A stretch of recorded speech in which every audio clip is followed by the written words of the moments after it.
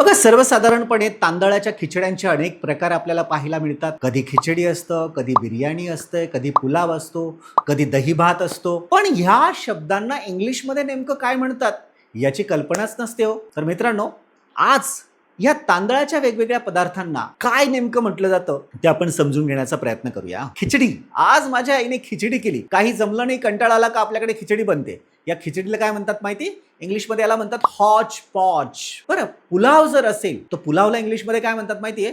Decorated rice. बरं, बिर्याणी. बिर्याणी म्हणजे साधारणपणे मोठ्या लोकांना, नवाबी लोकांना फार आवडायची, त्यामुळे याला रॉयल स्पाइस्ड राईस ड्रामा. त्याचप्रमाणे जर दही भात असेल तर त्या दही भाताला काय म्हणतात माहितीये? Lazy rice. मित्रांनो, साबुदाण्याची खिचडी जी उपासाला आपण खातो त्याला काय म्हणतात तुम्हाला माहिती आहे का? माहिती असेल तर कमेंट्समध्ये नक्की मेन्शन करा. आणि इंग्लिशबद्दलची अशीच नवनवीन माहिती जाणून घेण्यासाठी आम्हाला नक्की फॉलो करा. थँक्यू.